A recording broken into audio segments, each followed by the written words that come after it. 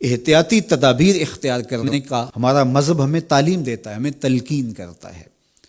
ہمیں جو آج محکمہ صحت کے کارپرداز، ذمہ داران اور آیان سلطنت بتا رہے ہیں، ہمارے دین نے ہمیں صدیوں قبل یہ بتایا ہے۔ ہم دن میں 5 مرتبہ وضو کرتے ہیں اور بار بار اپنی صفائی کا لحاظ اور خیال رکھتے ہیں۔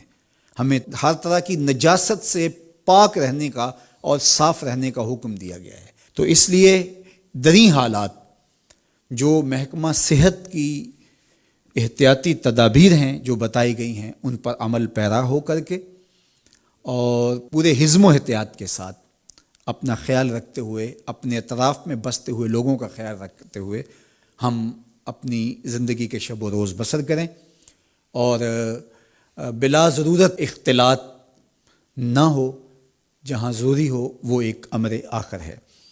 اور دوسری بات یہ ہے کہ اس حالت میں جب کہ کاروبار سکڑ رہے ہیں اور معیشت تنگ ہو رہی ہے اور ملک میں لاک ڈاؤن کی سی کیفیت ہے، تو ظاہر ہے وہ لوگ جو ہر روز کماتے ہیں اور ہر روز اپنے بچوں کا پیٹ بھرتے ہیں، ان کے لیے مشکلات سب سے زیادہ ہیں۔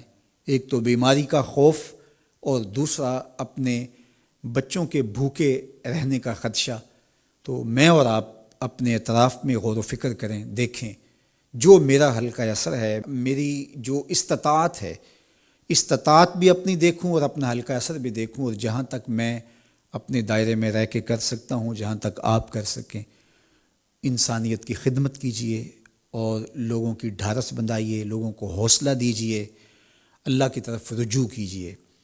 اللہ تعالیٰ اس بیماری سے، اس وبا سے، اس ابتلا سے، اس آزمائش اور اس کڑے امتحان سے ہمیں نجات عطا فرمائے اور اس وبا کو بہت جلد وطن عزیز سے دور فرما دے۔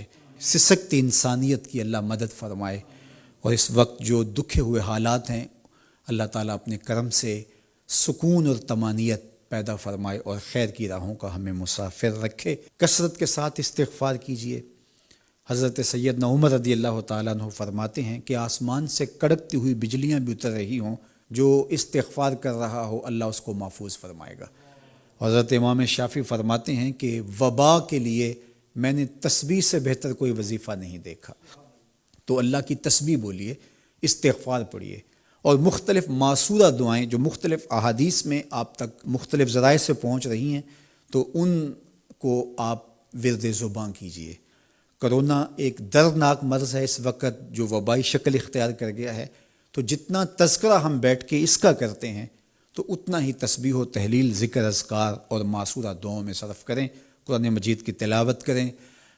وقت مل گیا، فرصت ہوئی تو قضا نمازیں اگر ہمارے ذمے ہیں تو اس موقع پہ ہمیں قضا نمازیں ادا کر کے اللہ کا قرض ادا کرنے کی کوشش بھی کرنی چاہیے۔